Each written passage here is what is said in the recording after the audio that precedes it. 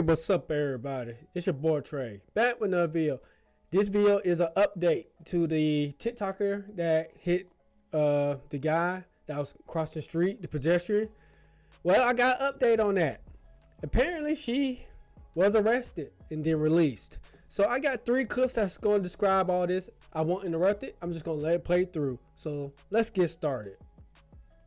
I'm a lawyer, and I told y'all that Tea Time was going to get charged for the crimes that she got charged with for unaliving Darian. And I remember you Tea Time lovers coming in my comment section telling me, a lawyer, that was not going to happen. Y'all do know the offense report on Tea Time states that she blew through a red light because she wasn't fucking paying attention. So the first crime that she got charged with was reckless homicide, which is the unaliving of Darian.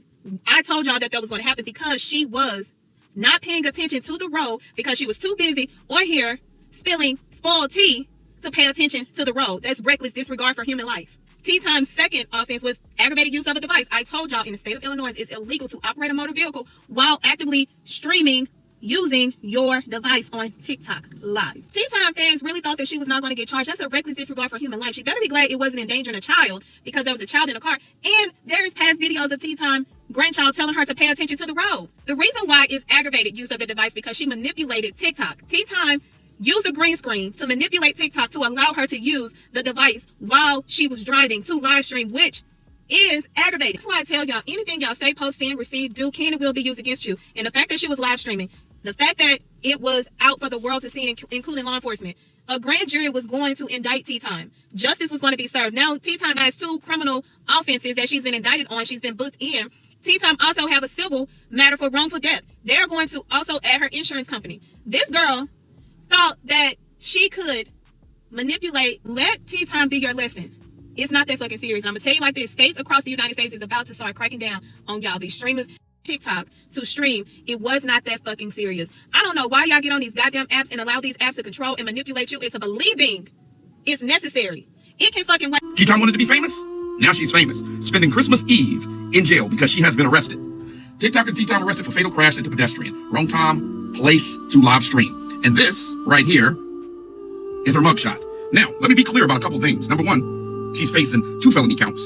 And one of them alone, the homicide, she can get up to 10 years. All right? Number 2, it's a felony to use your phone in the state of Illinois while driving and hurting someone. She's got that to deal with as well.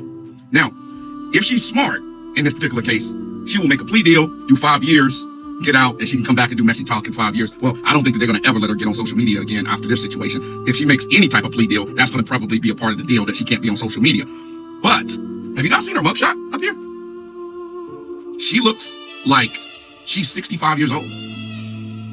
The stress of it, the issues that come because she can't get online and make money anymore. She can't do what she was doing to earn a living. There's a lot going on here. But I'm glad that the wheels of justice are turning because she unalived a man, a hardworking man that was walking home to his family from work. So he can't be home with his family for Christmas Eve. She can't be home with her family for Christmas Eve. So Tea Time has been released from custody. TMZ has picked up the stories. You can see here she has been released from custody after allegedly, obviously, unaliving Darren Lucas. This was, if you guys don't remember, the TikToker who was on live stream on a live when she hit somebody while driving and took their life. She does currently have some limitations and restrictions, but her preliminary hearing will be set for June 27th, which they will then proceed. Anything can happen between now and June 27th. Of course, if there's been no plea deal taken, if there's been no offer taken on these things, we'll see how it turns out. Her restrictions are pretty clear. She cannot drive, she has a curfew, and she cannot use social media outside of her home. Now, the prosecution in the case did argue that she needs to stay behind bars because they looked at her past and they found out that she actually has been arrested before for a DUI. And in the past, it's been proven that she had been driving on a suspended license. With these things clearly in place, it's like they're basically kind of saying like, hey, to the judge, she's somebody who already ignored the law before when it comes down to driving. So we don't want her to be free to ignore whatever rules you put in place. The more things we learned about the case, a lot of people were mistaken thinking that it was her child that was in the backseat. It was her 7-year-old grandchild in the car.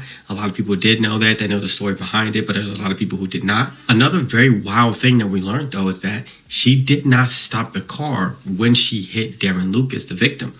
It literally says Tea Time allegedly continued moving after initially hitting Darren Lucas, running him over instead of stopping her car. Lucas was subsequently pronounced unalived at the local hospital. That part we do know, but we didn't know that she just kind of kept moving. And for it to be listed in the article as part of the case, there must have been some significant movement. It's pretty obvious when you hit somebody, maybe you slam on the brakes, maybe you're like, whoa, what's going on? And you maybe move a few feet. A lot of times stuff like that is not worth mentioning. But to even get to a point to where it's like she continued moving forward, there had to be some real distance between the impact and where her car ended up. Either way it goes, when she was arrested, we did learn that she was distracted by TikTok, and because of that, she blew a red light and ended up hitting the gentleman. Now, when she was initially arrested, based on the reports and all the articles I seen then, it was made very clear that she did not tell the detectives, the police on the scene, that she was using her phone. Now we know that she did cooperate to an extent, but when it came down to this phone part, because anytime there's an accident, one of the first things any responding officer asks you is, what were you doing? What happened? Were you on your phone? One of the most common causes of accidents in the modern world is people using their phone. But when asked that question, she blatantly lied.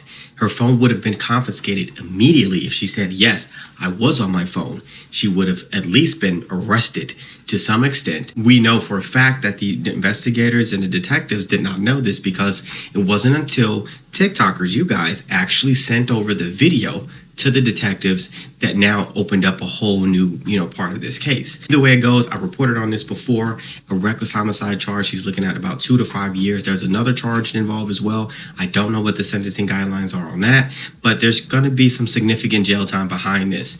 Let me know what you think in the comments below. I'll tell you what I think.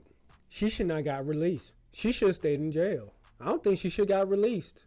Because if that was a man that did that, that man would be sitting in jail until his hearing. The fact they released her after Christmas and they put restrictions on her, like she don't use social media in her home, she cannot drive. I'm like, it's almost like house arrest, but at least she's free. But that, like I said, if that was a man, that man being bars until that hearing. And then she has a history of DUI. Come on now. I'm sorry. She deserves to stay in jail until that hearing. And those 2 felonies that they mentioned, it adds up to about 12 to 15 years total. I think she should get 20. I think she should get 20 minimum. I'm sorry. You unalive the guy. You should get 20 minimum. You wasn't paying attention. So yeah, this is the update to the whole Tea Time situation. So leave your thoughts and comments in the comment section below. If you like this video, go ahead and hit that like button. Subscribe if you haven't already. Share this to anybody who like videos like these. If you see the hype button, go ahead and hit it. Like, you want to have a discussion in the comments below, go ahead. Hey, I'm free to have a discussion in the comments below. So I will link my original video covering the incident in the description below also. So yeah, so you get the whole script. So anyway, that's it for me. I catch you on the flip side. Y'all have a good one. And peace.